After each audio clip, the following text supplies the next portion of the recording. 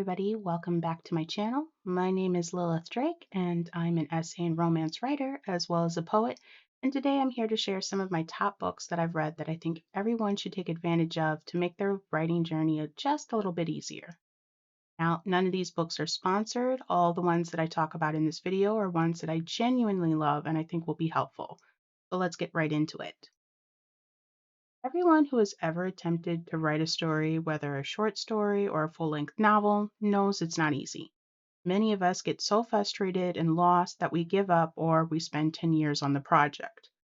Now, there's no shame in either of those choices. And if you enjoy writing, there's no reason not to enjoy it, even if it takes 10 years. But if you could choose for it to be less frustrating or discover a way to finish quicker, would you? I'm sure many of us would, and hopefully I can help you discover some resources you may not know about to help you achieve your writing goals. This list is in no way exhaustive, so if you have any books you want to share, please comment them below. Now, let's start with my favorite book. My first recommended book is Story Genius by Lisa Cron. Y'all, when I tell you that I constantly recommend this book to all of my writer friends, I'm not kidding. This book has saved me so much pain and time, I could probably make a whole video on it in itself. Lisa starts off her book by addressing some of the fallacies that we believe, like how outlining or plotting your novel is stifling your creative freedom compared to pantsing.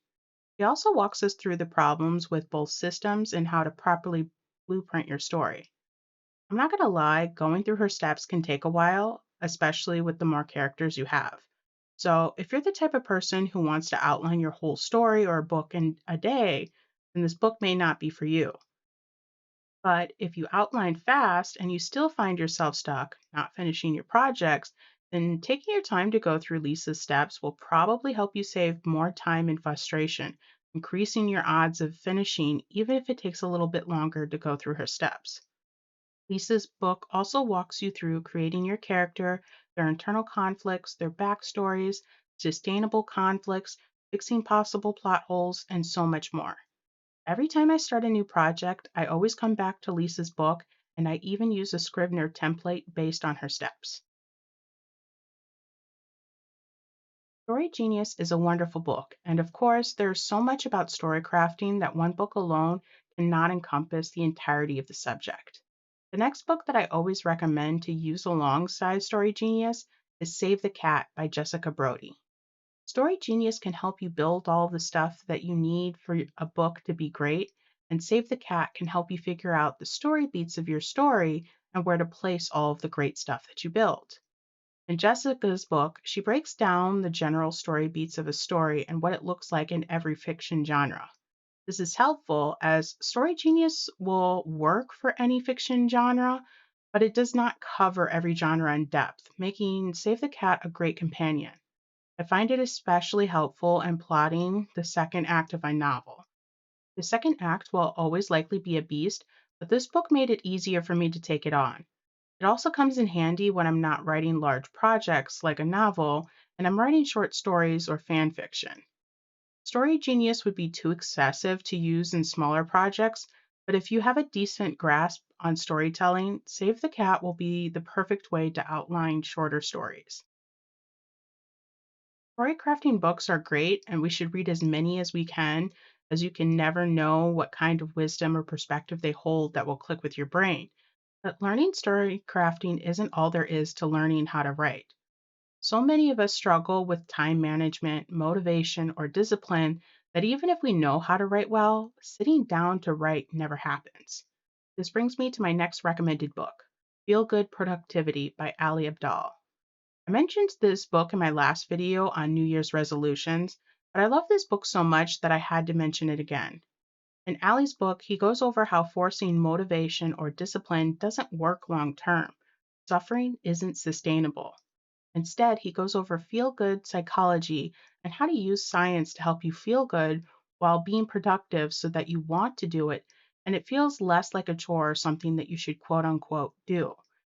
He goes over the ways to energize yourself to do your passions or projects, how to unblock barriers like fear, and how to avoid burnout. Ali's book won't fix every procrastination problem, Sometimes you will still have to force yourself to do the things that you don't want to do, but it has helped me so much in being more consistent in my writing. And most importantly, it makes me feel good. Now, this next book may sound like it's the antithesis to feel good productivity, but it's not. I recommend The Subtle Art of Not Giving a Fuck by Mark Manson. Despite its abrasive title, this book gives great insight into deciding what to care about and how much. Many of us either care too much, listening to our inner critic and editor like gospel, never allowing ourselves to have pride in our writing, or we care too little, never enjoying our writing. Mark walks his readers through how to walk that middle line, allowing us to direct our energy to the things we want to and control how much energy we invest in them. This book is great at kindly, and I'm emphasizing the word kindly because we don't want to bully our inner critic back, telling them how our inner critic to pipe down so that we can work. They get their say after we finish the zero draft. Of course, this book also goes beyond writing and can help you tackle other areas of your life that can be barriers to your writing, like family, time, or financial issues. And those were the four main books that I recommend to writers. There are so many books that I wish I could go over, and I will create more videos on helpful books and other resources.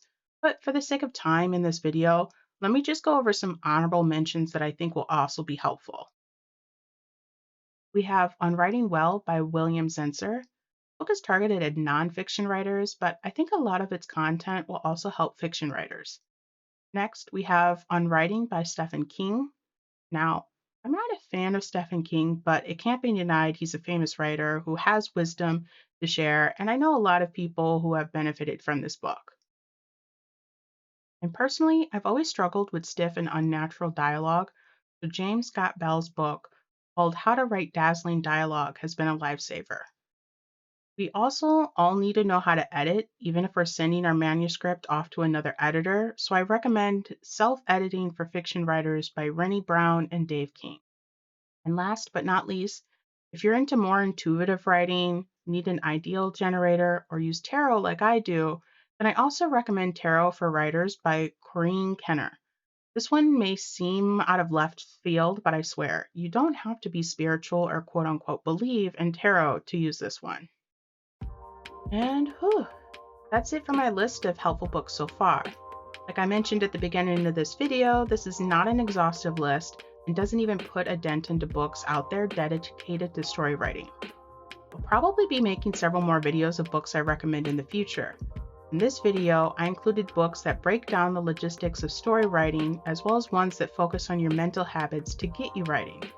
If you'd like to see a list of books in one subcategory, let me know. And if any of these books helped you or you're excited to give them a try, please let me know in the comments below and give this video a like. Thank you for watching and happy writing, everyone.